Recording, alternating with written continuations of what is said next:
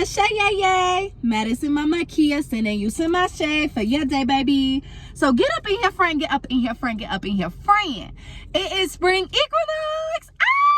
Happy spring equinox to the witches, the wizards, the fairies, the medicine women, the healers, the herbalists, doulas, and all of my beginner witches who are learning about the Sabbaths. So today we are going to be talking and diving straight in on the spring equinox and what it means to represent it as a witch. So the same way normal people have holidays, so do witches. Witches have holidays too, and we celebrate them religiously, right? So back in the old days, Sabbaths had to be basically performed in sacred separate areas, whether they were in the forest or they were in ceremonies and groups that were kind of casted out of society and not really celebrated with the collective, but celebrated in tradition. So witches met up with other witches, warlocks, healers, fairies, and they celebrated what is known as the Sabbath of Ostara. So Ostara is a beautiful spring awakening and rebirth, specifically a time for witches and wizards to alchemize their energy, to change whatever it feels like is old to welcome in the new. So slowing down to speed up. When it comes to witches specifically celebrating this time of year, the three main things that we're focusing on for offerings and celebration and our tools is going to be the sun, eggs, and fertility.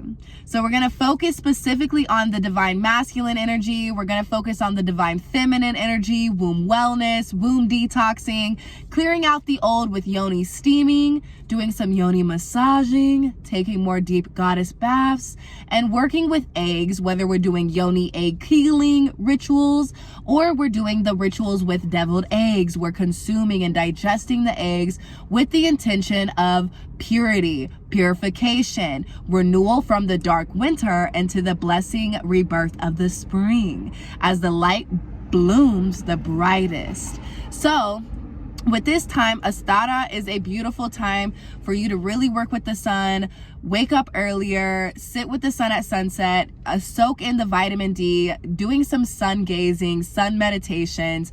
With the fertility of the eggs, you can do, like I said, the deviled egg rituals. You can paint the eggs, which is what a lot of people do for Easter season, and they celebrate the Easter bunny and a lot of Western culture. But for indigenous perspective specifically, and for paganism specifically, we are going to give attribute to the divine feminine for fertility gain, and we're going to practice putting symbols of rituals, sigils, symbols of the dollar sign, of a heart sign, of a smiley face, and drawing certain imagery on these eggs to put on our altars, underneath our beds, in our closets, around the four corners of the home to increase protection, wealth, fertility, and abundance. So mote it be. If I repeated a few of the words, forgive me. I'm just going based off the head, you guys. I love you.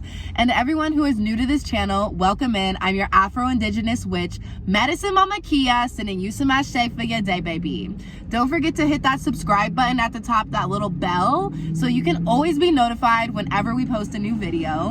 Most of our videos are about spiritualism, my personal spiritual journey, how you can DIY, and how to elevate your beginner witch wellness experience. So I'm like your big sister witch. I'm your auntie witch for those who are out there. And I just want you guys to take this Ostara season as a rebirth time. Get yourself flowers, declutter your home. Now's the time to do spring cleaning for Ostara season. What you want to do is your spells and your rituals of lighting beautiful incense of rosemary, of lavender, and frankincense, cleansing out the old. And you want to basically put quartz around all the corners of your homes, any kind of yellow stones like citrine or green stones like green aventurine.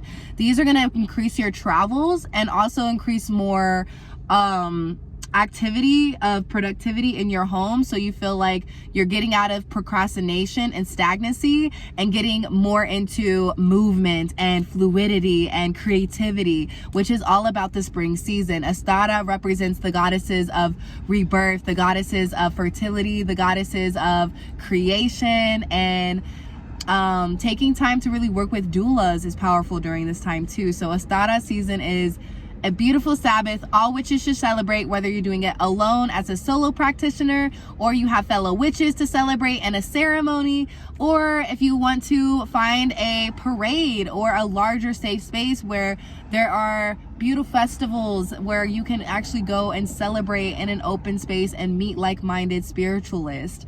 So I hope that you guys enjoy this Ostara season 2024.